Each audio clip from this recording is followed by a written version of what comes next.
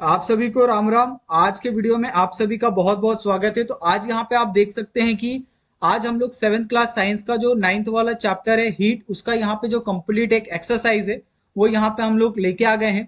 अगर आप यहाँ पे देखोगे तो सबसे पहला यहाँ पे प्रश्न आपको पूछा गया है कि filling the blanks with the proper word from the bracket. यहाँ पे आपको मैच द ये करना है, मैच द फॉलोइंग नहीं, सॉरी, यहाँ पे आपको जो प्रॉपर एक जो वर्ड होता है, ओके, वो आपको यहाँ पे करना है, फिलिंग द ब्लैंक्स। तो हमने क्या किया यहाँ पे, अगर आप आंसर देखोगे तो आंसर के अंदर ही हमने क्या किया है, जो आपको वर्ड फिल करना है उसको हमने हाईलाइट कर दिया है, ताकि आपको प्रॉपर तरीके से ये पूरा जो आंसर है वो समझ में आ जाए। ओके, उसके बाद यहाँ पे जो नेक्स्ट आपको क्वेश्चन पूछा गया है कि what will absorb heat. Okay, तो यहाँ पे आपको बहुत सारे जो ऑप्शन है वो दिए हैं, जैसे steel spoon, wooden board, glass vessel, iron girder, glass, wooden spoon, plastic plate, soil, water wax. Okay, ये सारी चीजें यहाँ पे दी है और ये आपको पूछा गया है कि इसमें से कौन सा मटेरियल है जो हीट को एब्जॉर्ब करेगा।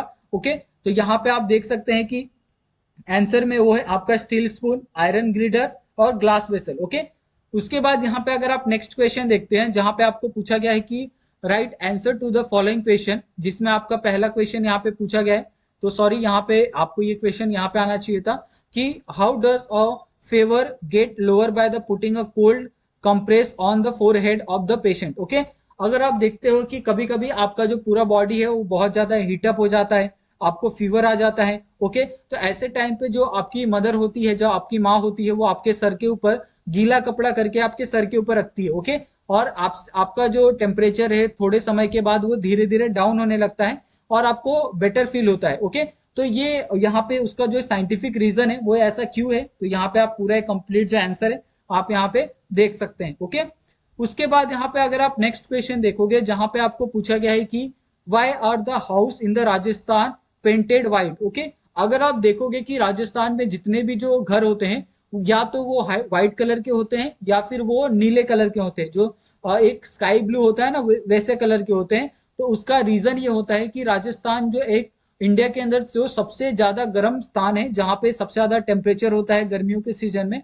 और आपको पता है कि जो व्हाइट कलर होता है वो गर्मियों को बहुत ज्यादा अच्छे से रिफ्लेक्ट कर सकता है, यानी वो घर के अंदर एंटर नहीं कर सकती। ओके, लेकिन अगर बाकी सब कलर है व्हाइट कलर को छोड़ के, तो बाकी सब कलर में जो लाइट होता है या फिर जो सनलाइट होता है वो एब्जॉर्ब होता है, और जिसके कारण जो हाउस होता है वो बहुत ज्यादा हीटअप हो जाता है। इसके लिए कभी भी अगर आप घर को कलर करवाते हो तो सबसे ज्यादा जो प्रीफर कलर होता है वो होता है व्हाइट, जिसमें जो आपका घर है वो कूल होता है। ओके, जिसके अंदर आपको जो गर्मी है वो कम महसूस होती है। तो आप, यही एक रीजन है जहां पे आपको राजस्थान के अंदर जो घरें हैं वो मोस्ट ऑफ द घर आपको व्हाइट कलर के देखने के लिए मिलते हैं। ओके, उसके बाद यहाँ पे जो नेक्स्ट क्वेश्चन आपको पूछा गया है कि what are the modes of the heat transfer. तो हीट ट्रांसफर के कौन कौन से मोड है, तो सबसे पहला मोड है आपका कंडक्शन, दूसरा है कन्वेक्शन और तीसरा है यहाँ पे रेडिएशन। ओके, तो यहाँ पे तीनों, यहाँ पे जो हीट ट्रांसफर के मोड है वो यहाँ पे हमने लिख के दिए हैं। ओके, इसके अलावा भी बहुत सारे मोड है, तो आप उनको भी यहाँ पे अगर आप लिखना चाहो तो आप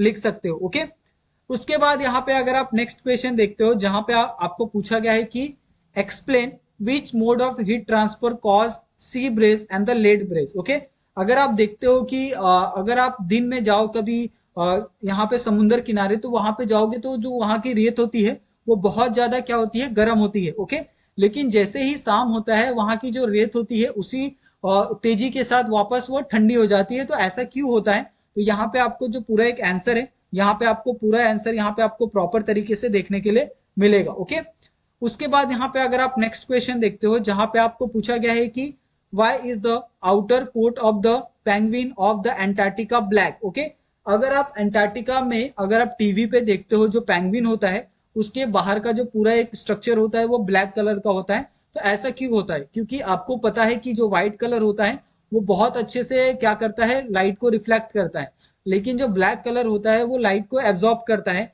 इसके कारण अगर उनका ब्लैक कलर है तो ब्लैक कलर उनको थोड़ा सा जो हीट है वो उनको प्रोवाइड करता है, जो भी वहां पे थोड़ा बहुत जो सनलाइट आता है वो उसको बहुत अच्छे से एब्जॉर्ब करते हैं, और जिसके कारण उनका जो बॉडी का टेम्परेचर होता है वो नॉर्मल से थोड़ा सा ज्यादा होता है। वहां के जो आउटर टेम्परेचर होता है उस आउटर टेम्परेचर से उनका बॉडी का टेम्परेचर थोड़ा सा ज्यादा होता है, जिसके कारण वो वहां पे बहुत प्रॉपर तरीके से एक प्रॉपर इन्वायरमेंट में सर्वाइव कर पाते हैं। ओके, उसके बाद यहाँ पे अगर आप नेक्स्ट क्वेश्चन देखते हो जहां पे आपको पूछा गया है कि why are the heater fitted near the floor and air conditioner near the cooling of the room. Okay, अगर आप देखते हो कि अगर आपके घर में जो एयर यानी एसी होता है, ये एयर कंडीशनर होता है जो आपके दीवालों के ऊपर लगाया जाता है। ओके, लेकिन अगर आप हीटर को देख लो जिसका इस्तेमाल घर को हीट करने के लिए किया जाता है, वो आपके घर के नीचे होता है। तो ऐसा क्यों होता है? क्योंकि आपको पता है कि जो ये होता है लेयर होता है एयर का।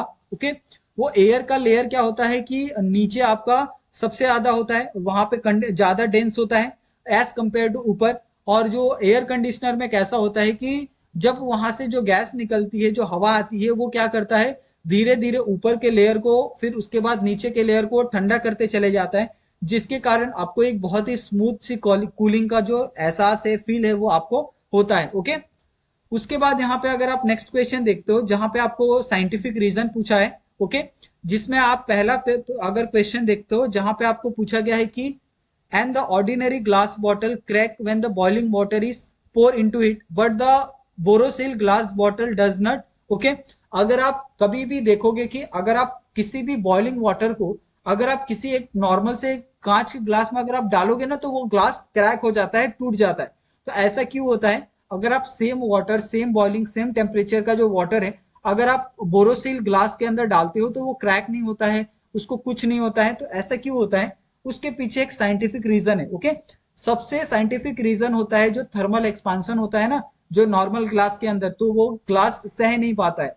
लेकिन अगर आप वही बोरोसिल ग्लास को देखो, तो बोरोसिल ग्लास ये आसानी से उस चीज को सह लेता है, जिसके कारण वो क्रैक नहीं होता है, उसके अंदर किसी तरीके का जो डैमेज है वो आपको देखने के लिए नहीं मिलता है। ओके, उसके बाद यहाँ पे जो नेक्स्ट क्वेश्चन आपको पूछा गया है कि the telephone wire which सेग in the summer become straight in the winter. Okay, अगर आप टेलीफोन वायर को अगर आप ध्यान से देखोगे ना, या फिर अगर आप आपके घर के बाहर जो कोई भी वायर अगर आप ध्यान से देखोगे, अगर आप समर के अंदर अगर उस वायर को देखोगे ना, तो वो वायर बहुत ज्यादा ट्विस्टेड होता है, गोल गोल घुमा हुआ होता है। ओके, तो ऐसा क्यों होता है ये आप सोचो। अगर आप वही सेम वायर को अगर आप ठंडी के दिनों में देखोगे, विंटर के सीजन में देखोगे, तो वो बहुत ज्यादा स्ट्रेट हो जाता है। तो ऐसा क्यों होता है?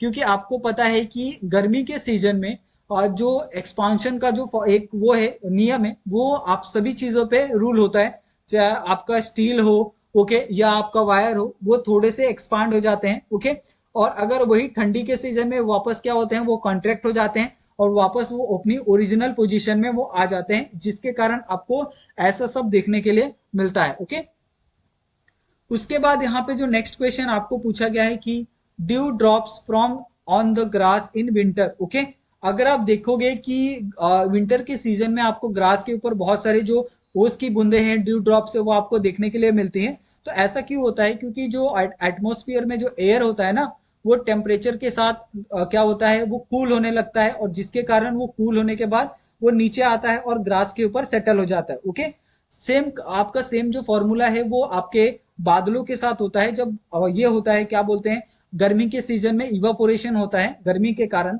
और वही अगर आप ठंडी के सीजन में यानी जब ये आता है, क्या बोलते हैं, रेनी सीजन आता है, तो टेम्परेचर बहुत ज्यादा नीचे हो जाता है, जिसके कारण जो वाटर ड्रॉपलेट्स होते हैं वो कंडेंस हो जाते हैं, और कंडेंस होने के बाद वो वापस नीचे बारिश के रूप में वापस नीचे चले आते हैं। ओके, उसके बाद यहाँ पे अगर आप नेक्स्ट क्वेश्चन देखोगे जहां पे आपको पूछा गया है कि in winter why does and the iron pillar feel the colder than the wooden pole. Okay, अगर आप देखोगे विंटर के सीजन में जो आयरन पिलर होता है वो बहुत ज्यादा क्या होता है, कोल्ड होता है, बहुत ज्यादा ठंड होता है। तो ऐसा क्यों होता है? क्योंकि वहां पे आपको थर्मल कंडक्टिविटी, हीट कैपेसिटी, ये सारी जो चीजें हैं वो आपको देखने के लिए मिलती है। ओके, उसके बाद यहाँ पे जो नेक्स्ट आपको क्वेश्चन पूछा गया है, ये आपका एक प्रोजेक्ट टॉपिक है, जहां पे आपको पूछा गया है कि make a note of the various example of the heat transfer seen in the day to day life. Okay, तो आप डे टू डे लाइफ में ऐसे कौन से जो हीट ट्रांसफर के जो चीजें हैं वो आप देखते हैं, मेथड है वो आप देखते हैं, वही आपको यहाँ पे बताना है।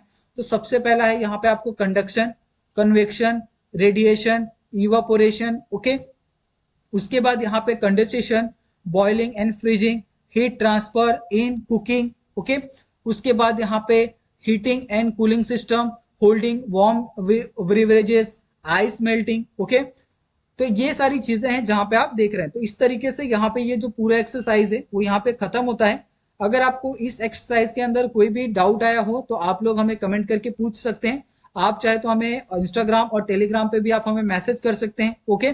और अगर आपको हमारी वीडियो पसंद आई तो प्लीज आप वीडियो को लाइक कर लीजिए और हमारे चैनल को सब्सक्राइब कर लीजिए, ताकि आपको ऐसे ही बहुत सारे जो कमाल के वीडियो हैं आप तक सबसे पहले पहुंचते रहे। तो थैंक यू सो मच आप सभी का वीडियो देखने के लिए। मिलते हैं हम लोग नेक्स्ट वीडियो में नए टॉपिक के साथ। Thank you so much.